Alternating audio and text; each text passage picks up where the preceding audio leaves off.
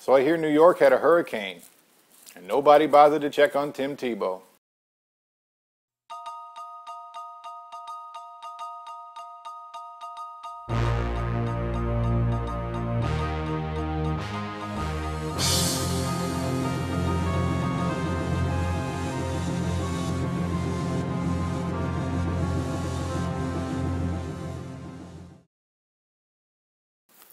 Welcome to Common Sense. This is Mike the Angry Cracker. My co-host is on vacation, and the reason it took me so long to do a new episode of this ignorant shit is because of the election coverage. I mean, it's the only thing I've seen in the news these past few weeks, and there weren't really any stories to make fun of. But now that the debates are over, the goofy stories are starting to reach the media surface again. But before I go into that, I just wanted to say, real quick about politics and the election and the whole thing this is just me thinking. I believe that the only reason the debates happened at all on TV all over the place, I think the only reason they happened is just to make Mitt Romney think that he might have a shot at winning. I mean, honestly, I don't know what everybody is arguing about, but that guy doesn't stand a chance. I'm not supporting either one. I don't favor one over the other. Obama has way too many celebrities showing their support for the guy. People seem to forget about impressionable young adults who will do anything that George Clooney and Denzel Washington tell them to do. It's like they're like zombies that don't eat people. Instead, their prime directive is to just do what everybody else is doing. So just stop all the fighting already. And don't be upset when the real news anchors, make Mitt Romney look like an asshole. You should have seen this coming. Go watch an episode of Jerry Springer or Maury Povich and remember that the people you see on those shows are average American voters. Good luck. All right, now let's do some funny stuff. Top story tonight, a man sues his ex-wife for being ugly and he wins. Apparently the woman he married had about $100,000 worth of mug enhancements before they met and he didn't know about it.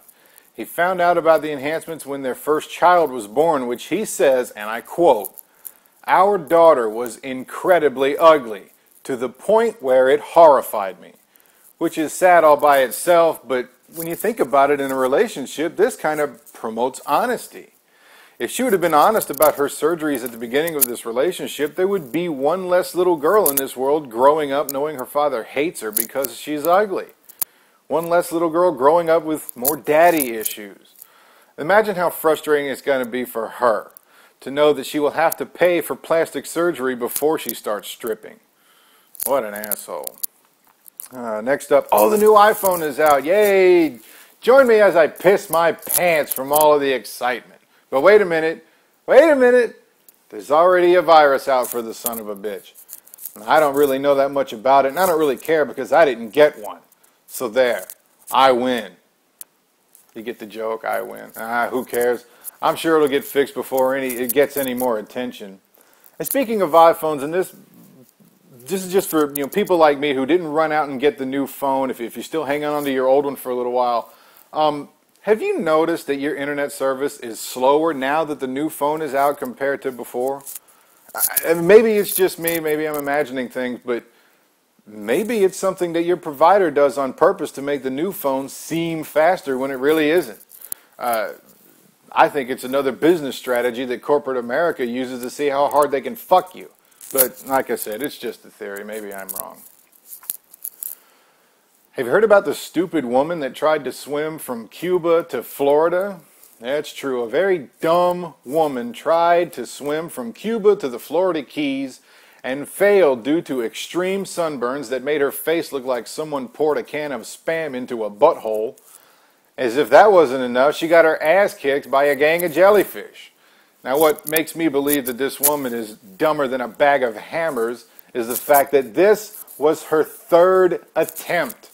The first two attempts ended with the same result. Yeah, if at first you don't succeed, try again, sure.